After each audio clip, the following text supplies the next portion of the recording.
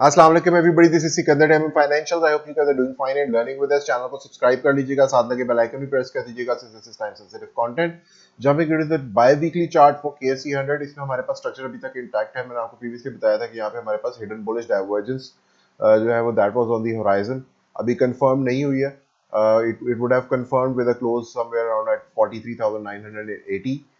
लेकिन इस बार जो आज क्लोज हुआ है इसके साथ बाय वीकली क्लोज भी था।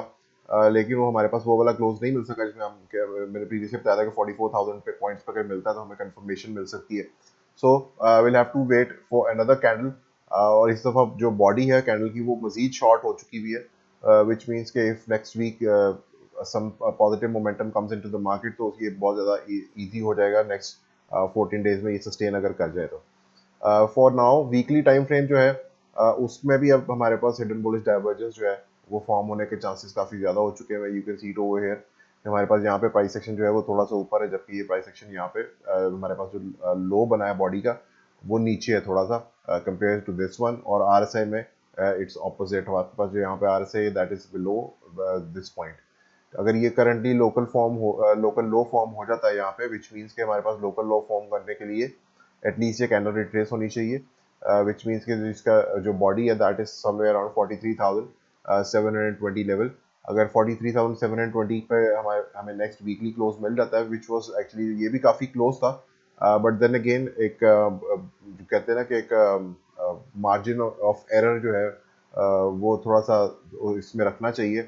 तो अगर नेक्स्ट वीक हमें क्लोज मिल जाता है somewhere around above the 43,720 level, तो वीकली के ऊपर जो है वो उस पर भी हिडन बुलिश डाइवर्जेंस जो है कंफर्म हो जाएगी। और उसके बाद प्रॉब्लली मूव ऊपर की तरफ एटलीस्ट 21 एक्सपोनेंशियल और 50 सिंपल मूविंग एवरेज, इन दोनों की तरफ जो है मजीद बात फिर उसके बाद जा सकती है। So for now it is actually a good news कि हमारे पास ये बहुत क्लोज है हिडन बुलिश डाइवर्जेंस फॉर्म होने में।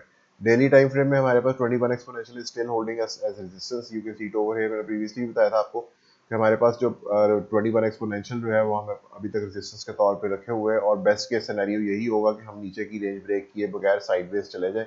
And that's exactly what happened, हम साइडवेज चले गए। अब हो ये रहा है कि हमारे पास फ्लैटन आउट होने का वेट हो रहा है मूविंग एवरेज का। उतनी देर में प्राइस एक्शन जो है वो कंसोलिडेशन पीरियड में है। the soon is solid consolidation period ends with break of the range of either 21 exponential to the upside or this last level on the daily which was at 42,720। अगर हमारे पास ये level break हो जाता है to the down side तो जाहिर बात है फिर हमारे पास डिसेंडिंग ट्रायंगल या हमारे पास रिग्रेशन चैनल जो मैं प्रीवियसली बता रहा था आपको कि अगर या तो ये रिग्रेशन चैनल बनेगा या फिर हमारे पास एक डिसेंडिंग ट्रायंगल बनती है जिसमें you can find these low somewhat like this. ठीक है, ये फ्लैट बॉटम्स के साथ है, जबकि ये एक डिक्लाइन बॉटम्स के साथ है, और इसमें हमारे पास ऊपर का जो रिग्रेशन की ट्रेंड लाइन है the top one that goes something like this. अब दोनों में मैं प्रीवियसली बताता आ रहा हूँ कि दोनों में टोटल ऑपोजिट 360 डिग्री का फर्क है। अगर डिसेंडिंग ट्रायंगल फॉर्म होती है या आप कह लीजिए कि डिसेंडिंग ट्रायंगल है ये इन ट्रू सेंस, तो ये बेरिश पैटर्न है, और अगर ये एक रिग्रेशन चैनल है फॉलिंग तो हमारे पास ये एक बुलिश पैटर्न है। दोनों की वैलिडिटी अभी तक बरकरार है। ये डिसेंडिंग भी हो सकती है और ये रिग्रेशन चैनल भी हो सकता है, depending on the price action कि प्राइस एक्शन किस चीज़ को रिस्पेक्ट करता है। Either if we close below this trend line and fail to go above again, तो देन दिस वुड कंफर्म कि हमारे पास डिसेंडिंग ट्रायंगल है। और अगर हमारे पास प्राइस एक्शन नीचे आता है और ये इस लोअर बैंड से बाउंस लेके वापस ऊपर चला जाता है और ट्रायंगल के वापस ऊपर, यानी कि अगर डिसेंडिंग जो सपोजिटली डिसेंडिंग ट्रायंगल की फ्लैट बॉटम लाइन है उससे वापस ऊपर चला जाता है, that with also valid give validity to the regression channel. So दोनों चीज़ें बहुत क्लोज हैं, दोनों की रेंजेस भी बहुत क्लोज हैं, but of course one one way और दी अदर दोनों के जो रिजल्ट्स हैं दो आर टोटली ऑपोजिट।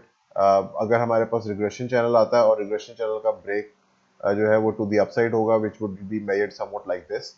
ठीक है, आप इसके जो सेंटर है उससे आप इसको मेजर करेंगे और that would be something like this, giving you market the target of somewhere around 50,000 points.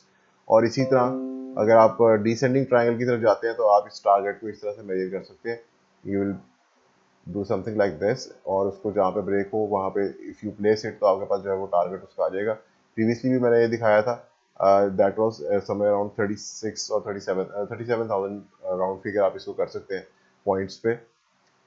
सो ये बोथ साइड्स है, you have to you know understand that कि हमारे पास जो टेक्निकल एनालिसिस में ये दोनों साइडें इसलिए होती हैं कि मार्केट जो है of course it's a collective psychology of many people, और आप कह सकते हैं कि many participants in the market, और वो बिहेव किस तरह से करती है एक पैटर्न्स की शेप में इसको एक्सप्लेन किया जा सकता है। यानी कि हमारे पास ये रीएक्यूमुलेशन पैटर्न था या रीडिस्ट्रीब्यूशन पैटर्न था, उसमें हमारे पास जो लोअर हाइज हैं those are defending the bear side. हमारे पास ये एक जो लोअर हाई कंसिस्टेंटली चलते आ रहे हैं, ये एक बेरिश पैटर्न बना सकते हैं। लेकिन अगर ये इसको हम रिग्रेशन चैनल के तौर पे from connecting from these points लेते हैं तो these could even turn to be regression channel as well. Regression channel में जो है every time there is a low forming, ठीक है, जो हमारे पास वो उससे लोअर लो होता है और उसके साथ ही लोअर हाई आता है। लेकिन दोनों होता क्या है कि यहाँ पे डाइवर्जेंसेस फॉर्म होनी शुरू हो जाती हैं, और इसी तरह हम देख रहे हैं कि वीकली टाइम फ्रेम और बाई वीकली टाइम फ्रेम दोनों के ऊपर जो है वो डाइवर्जेंसेस फॉर्म होनी शुरू हो रही हैं। अभी कंफर्म दोनों में से कोई भी नहीं हुई, बट ऑफ कोर्स थोड़ा सा वेट है। अगर बाय नेक्स्ट वीक 43,720 पॉइंट्स के पास नेक्स्ट वीकली क्लोज मिल जाता है तो that is going to confirm the hidden bulls divergence on that time frame, और उसके साथ ही शॉर्टर टर्म टाइम फ्रेम जो है वो भी अलाइन हो जाएंगे। So keep an eye on this level, ठीक है। ये जो फ्लैट बॉटम्स हैं 42,720, ये लेवल जो है लूज नहीं होना चाहिए। अगर ये लेवल लूज हो जाता है तो of course there would be no divergences remaining for the upside, और मार्केट जो है वो फिर उसके बाद नीचे की तरफ ट्रेंड कर सकती है इफ दैट लूजेस।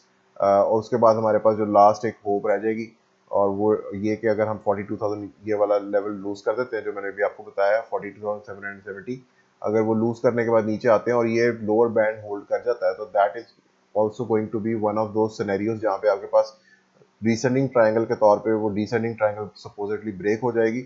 लेकिन उसके बाद रिग्रेशन चैनल का अगर बैंड सपोर्ट कर देता है और वापस प्राइस एक्शन ऊपर चला जाता है तो that is going to set a bear trap as well. So pretty interesting situation बनी हुई है यहाँ पे। जो मेन चीज़ है that is going to be the ranges.